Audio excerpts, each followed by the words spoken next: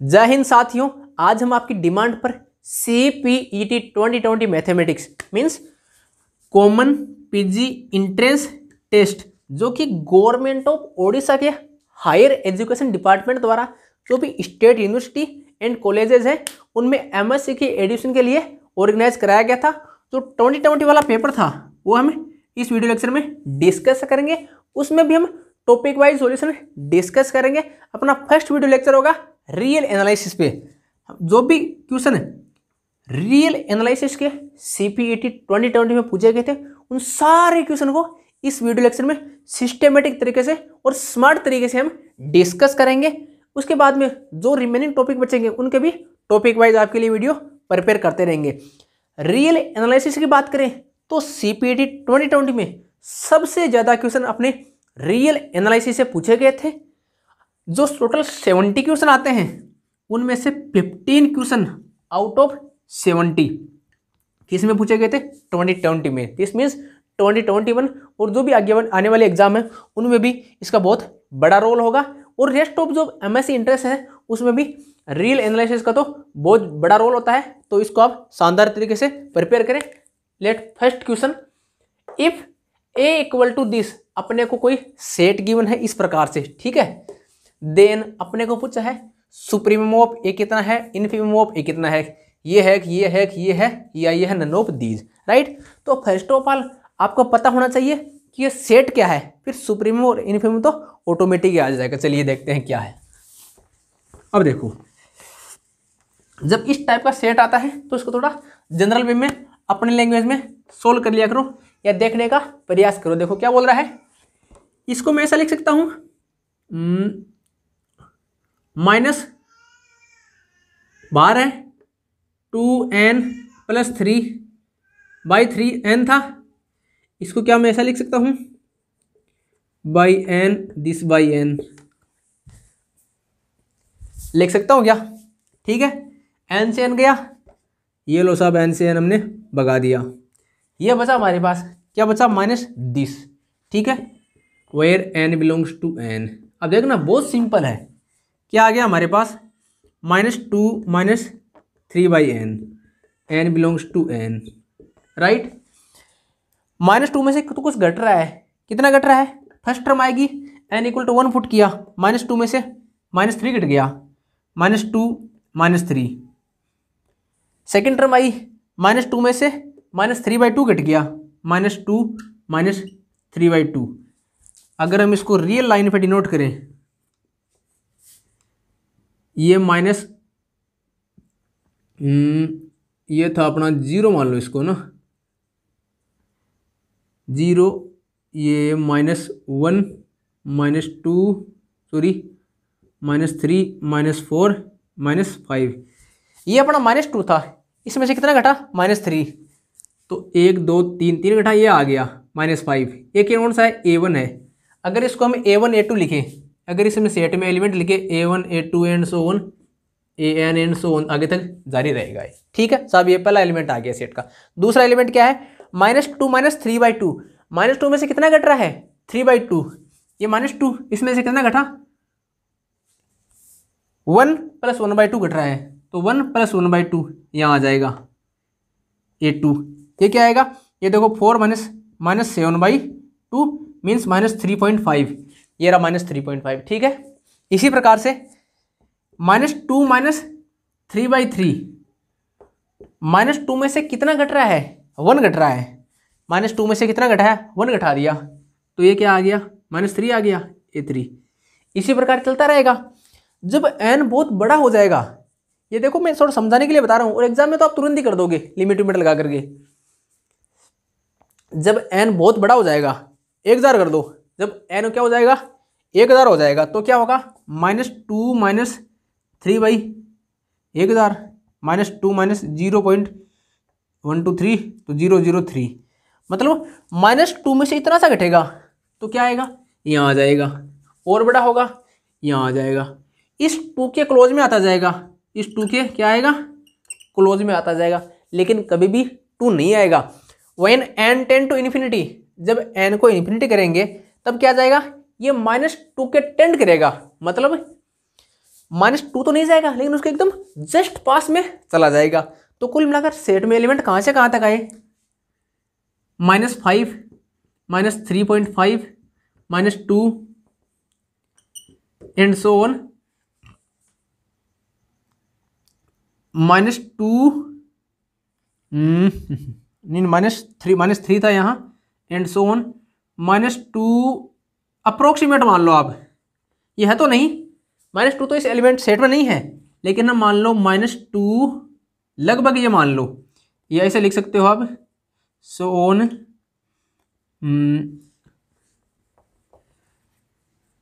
-2 minus epsilon, -2 minus epsilon, और epsilon बहुत कोई छोटी सी धनात्मक संख्या है, पॉजिटिव नंबर, बहुत छोटा सा, देखो इतना सा, कितना, बहुत छोटा सा, ये -2 इसमें नहीं आएगा, ठीक है।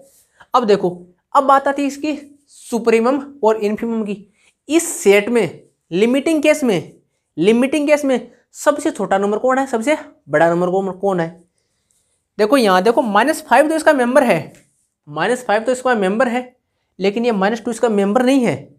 सबसे छोटी संख्या की बात करें, कौन, -5, तो इन्फीमम क्या हो जाएगा, इन्फीमम कौन होगा, इन्फीमम होता क्या है,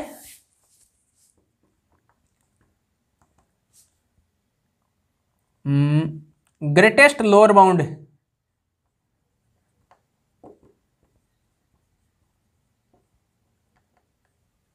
जो सेट है उसके लोअर बाउंड में सबसे बड़ा, ये देखो इसकी लोअर बाउंड कौन है, ये -5 से छोटे जो भी नंबर है, -6, -7, -7, ये सभी लोअर बाउंड तो है, लेकिन इसमें ग्रेटेस्ट कौन है, -5। इसी प्रकार से अपना कौन, सुप्रीमम क्या आएगा, lowest upper bound, lowest upper bound means जो भी अपर बाउंड है उनमें से सबसे छोटा अपर बाउंड कौन सा है, अपर बाउंड, ये -2 से जो बड़े हैं, -2 से जो इस साइड में जो भी नंबर आ रहे हैं वो इसके क्या सभी अपर बाउंड है, लेकिन उसमें सबसे छोटा कौन सा है, लोवेस्ट कौन सा है, राइट, -2। इसमें कहीं भी ये नहीं लिखा है कि सेट का एलिमेंट जो क्या हो, लोअर बाउंड हो या अपर बाउंड हो, राइट।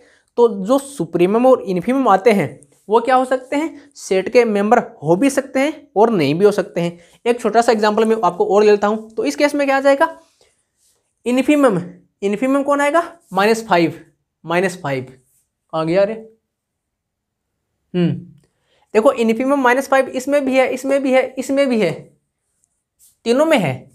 तो अपने ये किसके लिए पूछ रहा है, स्पेशली सुप्रीमम के लिए। अगर सुप्रीमम हमने निकाल दिया अपना काम बन जाएगा।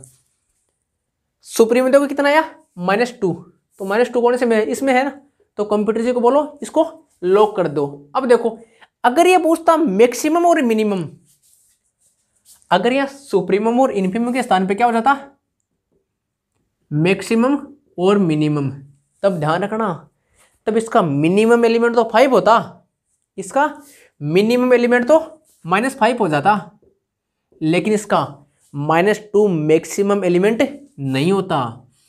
मैक्सिमम और सुप्रीमम में फर्क है। सुप्रीमम को आप मैक्सिमम मत मान लेना, मैक्सिमम जो एलिमेंट होता है वो सेट का होता है, लेकिन सुप्रीमम सेट का होना कोई जरूरी नहीं है। या तो वो सेट का सबसे बड़ा एलिमेंट होगा या सेट की बाउंड्री वाला पॉइंट होगा।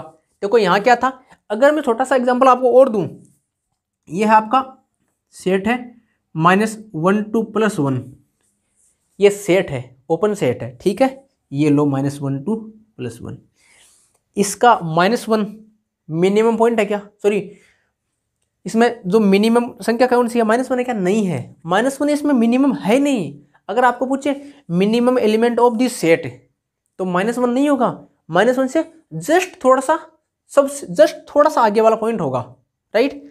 इसी प्रकार मैक्सिमम एलिमेंट 1 नहीं होगा, क्यों, 1 तो इसमें है ही नहीं। लेकिन अगर हम बात कर ले सुप्रीमम की means supremum lowest upper bound, जो भी इसकी अपर बाउंड है, अपर बाउंड कौन है, ये पॉइंट और इसके आगे वाले सारे अपर पॉइंट, ये क्या इसकी अपर बाउंड है ना, 1 और 1 से जो भी आगे वाले नंबर है, इसमें सबसे छोटा कौन है, लोवेस्ट, उसमें सबसे छोटा 1। सिमिलरली अगर हम बात करें इन्फीमम की, ग्रेटेस्ट लोअर बाउंड, इसके लोअर बाउंड कौन है? ये -1 और -1 से जो भी पॉइंट छोटे हैं या जो नेगेटिव साइड में है, ठीक है, वो सब छोटे हैं। उनमें कौन सा? ग्रेटेस्ट। ग्रेटेस्ट कौन है उनमें से? इन सब में ग्रेटेस्ट ये है, कौन है? -1। तो -1 क्या हो जाएगा इसका? इन्फीमम। और ये क्या हो जाएगा? सुप्रीमम। आशा करता हूँ आप मैक्सिमम और सुप्रीमम में डिफरेंस समझ गए होंगे, इन्फीमम और मिनिमम में डिफरेंस समझ गए होंगे। इसका आप विशेष ध्यान रखिएगा, ठीक है ना। सुप्रीमम और इन्फीमम सेट के मेंबर हो भी सकते हैं, सेट के मेंबर नहीं भी हो सकते हैं। इसमें कोई डाउट हो तो आप कमेंट करके पूछ सकते हो। कंप्यूटर जी हमें ले चलिए आप नेक्स्ट क्वेश्चन की ओर। Next question, F and G be bounded function, bounded है, ध्यान रखना।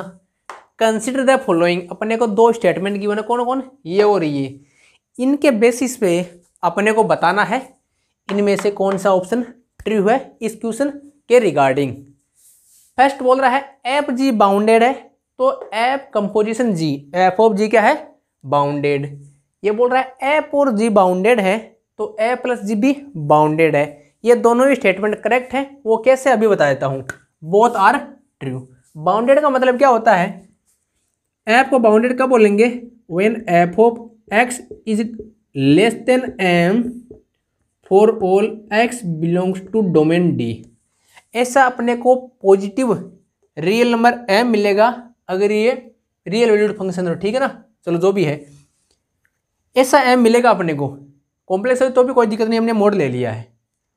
ऐसा अपने को एम मिलेगा जिसके लिए डोमेन के प्रत्येक पॉइंट पर फंक्शन की वैल्यू की एब्सोल्यूट वैल्यू क्या हो? एम से छोटी हो। यही है। चलो इसी प्रकार जी के लिए है। जी के लिए मान लिया ऐसा कोई एन मिल जाएगा पॉजिटिव नंबर जिसके लिए डोमेन का कोई भी पॉइंट लो, क्या होगा? इसके लिए ये इससे छोटा होगा। बात करते हैं एफ ऑफ जी की। F of g of x क्या होगा? F of g of x right. G of x क्या हो गया? देखो यहां in this case g of x क्या हो गया? जी ऑफ एक्स डोमेन किसके में चला गया? एफ के डोमेन में चला गया। और एफ तो क्या अपना बाउंडेड है, right. So this less than m for all x belongs to domain D. ठीक है, हो गया clear. Similarly f plus g of x, ये क्या आएगा? F of g x plus g of x. वो लगा दो आप, ये दो कि क्या हो जाएगा इनइक्वालिटी से अपनी f of x mod plus g of x. ठीक है, हो गया। F of x plus g of x is less than modulus of f of x plus modulus of g of x. और ये क्या है? This equal to m plus, ये भी लेस देन है एम प्लस एन से। ठीक है, तो ओवरऑल अपना f plus g of x is less than m plus N, right. ये भी बाउंडेड मिल गया, ये भी बाउंडेड मिल गया। This means both are bounded. कौन कौन? F of G and F plus G. एक अच्छा क्वेश्चन है, शानदार सा। आप इसको इंपॉर्टेंट क्वेश्चन लगा सकते हो। ठीक है, इसमें कोई डाउट हो कमेंट करके पूछ सकते हो। कंप्यूटर जी ले चलिए हमें सीधे नेक्स्ट क्वेश्चन की ओर। Next question, which of the following is uncountable? Most important type question, most important question क्या है? अनकाउंटेबल। चलो पहला काम क्या अपना? पहला काम है फर्स्ट जो आपके मैं सजेशन देता हूं, क्वेश्चन पढ़ लो। पढ़ लिया साहब, फिर क्या करेंगे? ऑप्शन पढ़ लो। चलो ऑप्शन भी पढ़ लिया। ये बोल रहा है नेचुरल नंबर का नेचुरल नंबर के साथ प्रोडक्ट, ये R cross R, Q cross Q, where Q is rational number, R for real number, N for natural number, Z for set of integer. यहाँ जेड का जेड के साथ product है, Q का Q के साथ है, आर का आर के साथ है। क्या बता रहा है? अनकाउंटेबल। तो छोटा सा एक रिजल्ट देख लो। काउंटेबल प्रोडक्ट ऑफ काउंटेबल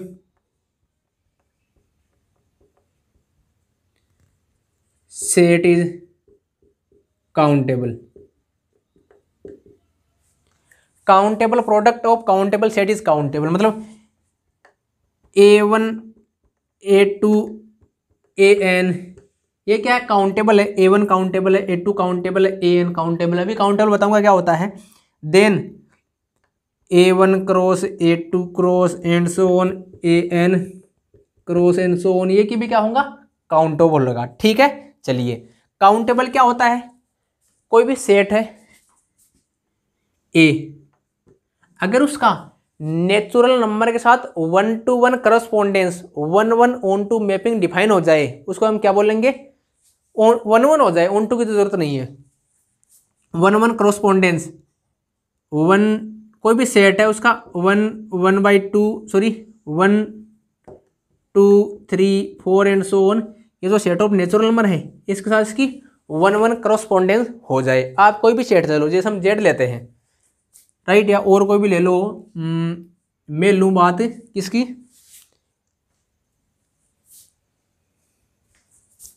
ये ले लो अपना कोई सेट है 1/2 1/3 एंड सो ऑन, इस प्रकार से।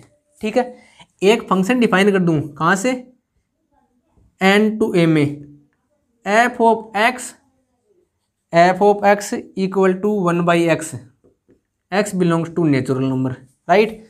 तो 1 की इमेज 1, 2 की इमेज 1/2, 3 की इमेज 1/3, तो यहाँ 1-1 ऑन टू, सॉरी दोनों जरूरी है, 1-1 करस्पॉन्डेंस, राइट। लेकिन हम 1-1 चेक कर लेते हैं तो लगभग काम बढ़ जाता है अपना, है ना। 1-1 ऑन टू दोनों होना चाहिए, दोनों ही होना चाहिए, केवल 1-1 से काम नहीं चलेगा।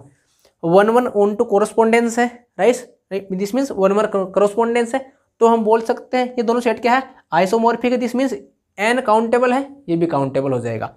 अब डेफिनेशन में ये बोलते हैं जिस सेट का नेचुरल नंबर के साथ में 1-1 करस्पॉन्डेंस होता है वो क्या होता है, काउंटेबल।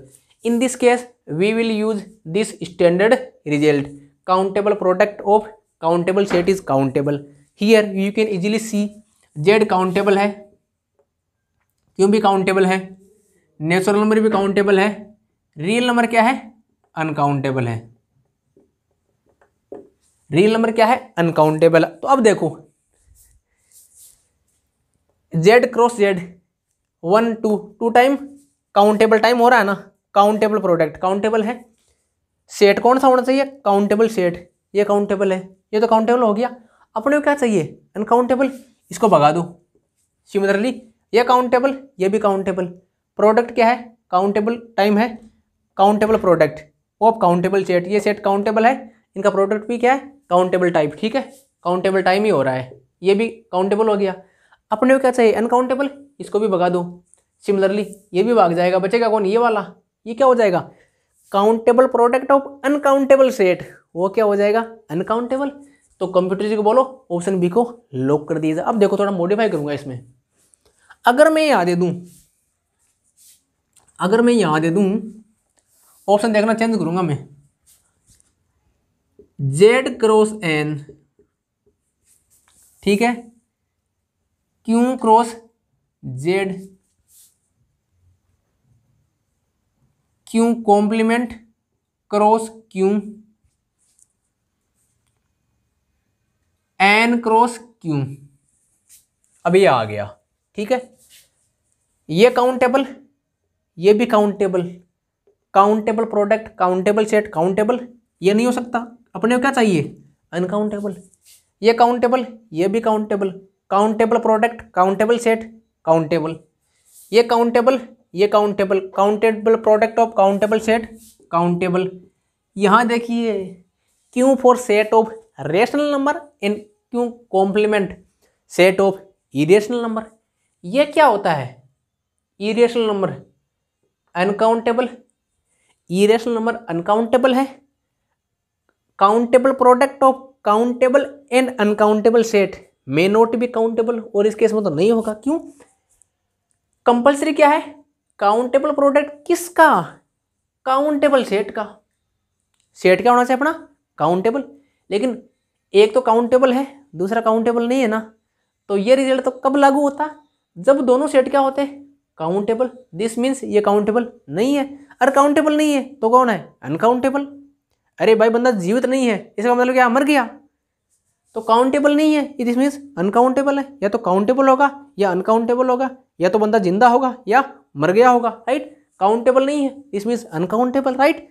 ये मोस्ट इंपॉर्टेंट क्वेश्चन है, इसको आप शानदार तरीके से प्रिपेयर कर लेना। इस टाइप के जो भी क्वेश्चन आए, अगर आपके सामने आ जाए इस टाइप से बहुत से मतलब प्रोडक्ट दिए हो, N natural number, natural number, natural number and so on natural number, तो ये भी क्या होगा, काउंटेबल। आपको यहाँ पूछ सकता है विच of the following is not countable, या ठीक है ना, और किस हिसाब से पूछ सकता है। एक एग्जांपल और करा देता हूँ ताकि आपके इससे सारे क्वेश्चन क्लियर हो जाएं, इंपॉर्टेंट है इसलिए बता रहा हूँ। R cross N, R cross Q, N cross Q complement, N cross Z, which of the following is countable. अब की बार क्या पूछा है इसने, which of the following set is countable.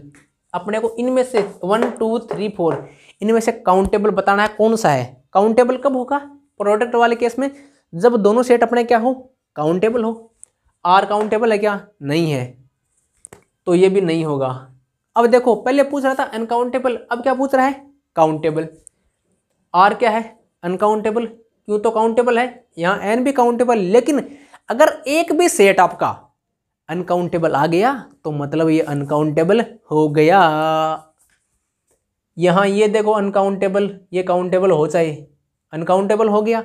अपने को क्या चाहिए, काउंटेबल, इसको भी भगा दो, ये भी भाग गया, ये भी भाग गया, ये भी काउंटेबल, ये भी countable, and countable product is countable, set is countable, right. I hope ऐसा क्वेश्चन आपका शानदार तरीके से 360 डिग्री, जो हम बोलते हैं 360 डिग्री पोस्टमार्टम, वो इसी को हम 360 डिग्री पोस्टमार्टम कहते हैं। इसमें कोई गड़बड़ हो, दिक्कत हो तो आप कमेंट करके हमको पूछ सकते हो। और अगर वीडियो अच्छा लगे तो लाइक कर दीजिए अपने, या अच्छा नहीं लगे तो डिसलाइक कर दीजिए, लेकिन इसे मुर्दा इंसान की तरह न्यूट्रल मत रहिए। लाइक भी नहीं करोगे, डिसलाइक नहीं करोगे, मतलब मुर्दा है, क्लास में जो सो रहे हो आप, कुछ नहीं कर रहे हो, ठीक है। तो या तो लाइक कीजिए या डिसलाइक कीजिए, एक काम जरूर कीजिएगा। नंबर ऑफ, हाँ अब देखो ये और ही अच्छा क्वेश्चन है, number of limit points of S. क्या पूछा है, नंबर ऑफ। ये देखो बहुत अच्छा क्वेश्चन है, अभी बताऊंगा क्यों है। पूछा है इसने नंबर ऑफ लिमिट पॉइंट, इसके लिमिट पॉइंट की संख्या कितनी है। ये एक सीक्वेंस मान सकते हो, इसको क्या मान सकते हो, s equal to a n, n belongs to natural number and a n बराबर 1/n। ये रियल लाइन है। अभी बताऊंगा लिमिट पॉइंट क्या होता है, ठीक है। अब देखना लिमिट और लिमिट पॉइंट में फर्क होता है। अगर आपको ज़्यादा नहीं पता तो मैं डिटेल में वीडियो बनाऊंगा इसके लिए मेरे को 25-30 मिनट चाहिएगा, जिसमें आपको लिमिट और लिमिट पॉइंट दोनों कंसेप्ट क्लियर करा दूंगा। अगर जरूरत हो तो कमेंट करके जरूर बताइएगा। n इक्वल टू 1 रखा, 1 आया, n इक्वल टू 2 रखा, 1/2 आया, यहाँ 0 है। 1/3 आ गया जब n बराबर 3, 1/4 एंड सो ऑन कहाँ तक जाएगा, जब n कहाँ चला जाएगा, इन्फिनिटी की ओर, मतलब बहुत बड़ा मतलब 1 लाख। अगर हम 1/1 लाख, दिस मीन्स कितना आ गया, 0.00001, ये आ गया 0.00001, मतलब 0 के बहुत क्लोज आ गया। अगर ये अपना 0 है तो 0 के बहुत क्लोज आएगा। 2 लाख, 5 लाख, 10 लाख, 20 लाख, 40 लाख, 1 करोड़, 2 करोड़, 5 करोड़, है ना, 125 करोड़। क्या 0 जाएगा क्या, 0 तो नहीं जाएगा, लेकिन 0 के क्लोज में, 0 के अड़ोस पड़ोस में, 0 के बगल में, इधर 0 के बहुत सारे नंबर कलेक्ट हो जाएंगे। और लिमिट पॉइंट की डेफिनेशन क्या बोलती है, वह पॉइंट लिमिट पॉइंट कहलाता है जिसमें इसके नेबरहुड में सेट के इनफाइनाइट पॉइंट हो, जिसके नेबरहुड में, जिसके पड़ोस में, अगर उसके चारों ओर घेरा बनाए हम, राइट, तो उसके पड़ोस में कितने हो, इनफाइनाइट पॉइंट हो। तो लाइन है, ये 0 है यहाँ, इसके दोनों तरफ हमने एक इसका नेबरहुड लिया, उसका पड़ोस लिया, तो इनफाइनाइट पॉइंट मिल गया अपने को, और किसी पॉइंट पे नहीं मिल रहे हैं, राइट। तो इसका लिमिट पॉइंट कौन हुआ, 0 इसका लिमिट पॉइंट हो गया। लेकिन इसने क्या पूछा है, नंबर ऑफ लिमिट पॉइंट। क्या पूछा है, नंबर ऑफ लिमिट पॉइंट, ये क्या होगा, कितना हुआ, आप तो जीरो लगा दोगे, आप तो बोलोगे साहब इसका लिमिट पॉइंट कौन है, लिमिट पॉइंट कौन है, लिमिट पॉइंट क्या है इसका, जीरो। लेकिन इसने पूछा क्या है, number of limit point, number of limit point कितने में, 1। ये रहा साहब नंबर ऑफ लिमिट पॉइंट क्या है, 1। बच्चे गड़बड़ कहाँ करते हैं कि साहब लिमिट पॉइंट देखते हैं, लिमिट पॉइंट ना पकड़ा, अब तुरंत देखते हैं लिमिट पॉइंट कौन सा है, लिमिट पॉइंट कौन सा है। अगर लिमिट पॉइंट जीरो आ गया तो देखते हैं जीरो है, लेकिन यही अपने को कॉमन सेंस की या प्रेजेंस ऑफ माइंड की जरूरत पड़ती है कि एग्जाम में आपका सतर्क कितना हो, आपकी नजरें कितनी पेनी है।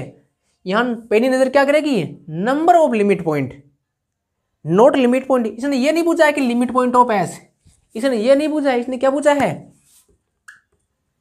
Number of limit point. तो इसका विशेष ध्यान रखना, राइट। ये CPT 2020 में आया हुआ है, इसका विशेष ध्यान रखना, ठीक है। आशा करता हूँ आपका ये क्लियर हो गया होगा। ऐसे क्वेश्चन ही एग्जाम में गड़बड़ करते हैं, हम घर जाकर देखते हैं, अरे यार ये तो मेरे को आता था, ये गड़बड़ कैसे हो गया, तो सिंपल सा था, अरे भाई मेरे को एग्जाम में क्या हो गया, अरे एग्जाम में कुछ नहीं हुआ, क्वेश्चन पढ़ने में गड़बड़ कर दी। इसलिए मैं बोलता हूँ क्वेश्चन ढंग से पढ़ लो और ऑप्शन ढंग से पढ़ लो। अगर क्वेश्चन और ऑप्शन आपने शानदार तरीके से पढ़ लिया ना, तो आधा काम तो आपका वही हो जाएगा, राइट। बढ़ते हैं नेक्स्ट क्वेश्चन की ओर। Next and most important type of question, let an be sequence of positive real number and l equal to limit n tend to infinity an plus 1 by an, then which of the following is true। अपने को क्या है, ये कोई sequence given है, ये ऐसा कुछ गिवन है, राइट। तो उसे देखने से ऐसा लग रहा है, अपने देखने से क्या लग रहा है कि हमने कुछ पढ़ा था d'Alembert ratio test. D'Alembert ratio test में क्या बोलता था, अगर limit n tend to infinity an by an plus 1, अगर l हो, l greater than 1 CGT, l less than 1 divergent, l equal to 1, test क्या होता था, फेल होता था। an अपॉन an प्लस 1, ये किसके लिए बात चल रही थी, पॉजिटिव टर्म सीरीज की। Positive term series means an कोई सीक्वेंस है, तो ये जो सीरीज बनेगी समीशन an की, वो क्या होगी, पॉजिटिव टर्म सीरीज। लेकिन यहाँ अपने को क्या गिवन है, ये an प्लस 1 बाई an है, राइट। अगर तो इसको उल्टा करेंगे तो ये भी चेंज हो जाएगा, तो ये लो जी n प्लस 1 बाई an, ऐसे लिख दो, कोई फर्क नहीं पड़ना, एक ही चीज है। an प्लस 1 बाई an, अगर ये अपना l से छोटा हो गया, ये l 1 से छोटा हो गया तो कन्वर्जेंट, 1 से बड़ा हो गया डाइवर्जेंट, और 1 हो गया तो अपना डी-एलम्बर्ट रेशियो टेस्ट फेल हो जाएगा। अब देखो, अगर ये l कितना हुआ 1, देन टेस्ट फेल हो जाएगा, इसके बारे में कुछ नहीं बोल सकते। अभी देखो थोड़ा घुमा कर आऊंगा मैं, थोड़ा l लेस देन 1 हुआ, l लेस देन 1 हुआ, देन ये सीरीज क्या हुई, कन्वर्जेंट। l लेस देन 1, ये सीरीज कन्वर्जेंट। अगर ये सीरीज कन्वर्जेंट है, देन हमें क्या पता है, necessary and sufficient condition to for a convergence of positive term series an is क्या होता है, limit n tend to 0 infinity an क्या होगा 0। कब, जब ये सीरीज कन्वर्जेंट हो, तो इसके लिए नेसेसरी कंडीशन या necessary condition for convergence of positive term series, right. n बराबर 0 हो गया, an लिमिट an 0, ये कहीं भी देख लो, छोटी सी बुक में मिल जाएगा आपको। लेकिन इस वाला क्या बोल रहा है, a1 बोल रहा है, लेकिन इसके भाई, इसका पड़ोसी वाला क्या बोल रहा है कि लिमिट l की वैल्यू 1 से छोटी है तो क्या होगा, लिमिट an 0 होगा। अगर l की लिमिट l 1 से छोटा है और ये क्या है, पॉजिटिव टर्म सीक्वेंस है, तो ये क्या बनेगी अपनी पॉजिटिव टर्म सीरीज, l 1 से छोटा है, कन्वर्जेंट है। This means necessary condition for convergence of positive term series, limit an 0। ये रहा लिमिट an 0। इसको हमने रेस्टो को सैनिटाइज कर दो, सबके कोरोना का टिक्का लगा दो, और इसको क्या कर दो, इसको होम में आइसोलेट कर दो, ठीक है। ये स्वस्थ है, ये अपना ट्रू स्टेटमेंट यही बनेगा। कौन सा, ये फोर्थ वाला क्यों बनेगा, वो हमने इस प्रकार से आपको बता दिया है, ठीक है। अब देखो और कुछ हो सकता है क्या? और तो ग्रेटर देन की तो बात ही नहीं हुई, ठीक है ना। यहाँ देखो आपको प्लस ऐसे ही पूछ सकता है ना। इस केस में क्या होगा, एल अपना अगर ग्रेटर देन 1 हुआ, एल ग्रेटर देन 1 हुआ, देन लिमिट ए एन 0 इस केस में, ठीक है ना। वो जैसे पहले डिस्कस किया था वैसे हो जाएगा, ठीक है ना। ऐसे कैसे भी पूछ लिया, आपको घबराना नहीं है, सिंपल से आपको आंसर देना है, ठीक है ना। और तो किस हिसाब से पूछ सकता है, चलो इतना तो देख लो। अब नेक्स्ट क्वेश्चन को की ओर बढ़ते हैं, ठीक है। Next and most important type of question, which of the following is not true. ध्यान रखना आपको, क्या पूछा इसने, नॉट ट्रू। देखो, every constant sequence is always bounded. अरे भाई कांस्टेंट है, अगर मैं मान लूं ये सीक्वेंस है a n equal to k is constant, तो ए एन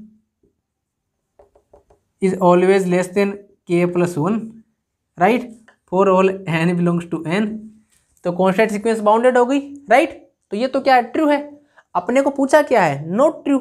इसको क्या करेंगे हम, इसको भगा देंगे, इसको राफेल से उड़ा देंगे।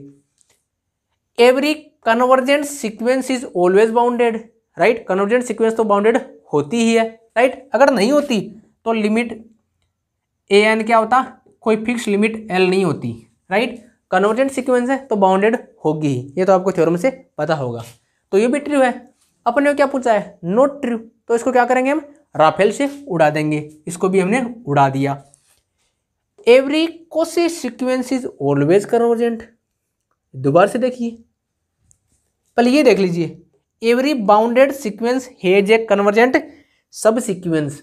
बाउंडेड है सीक्वेंस तो उसकी कन्वर्जेंट सब सीक्वेंस है, ये भी आपने थ्योरम पढ़ी होगी, कि कोई भी ले लो आपको मिल ही जाएगी, ठीक है ना। तो ये भी आपका ट्रू हो गया।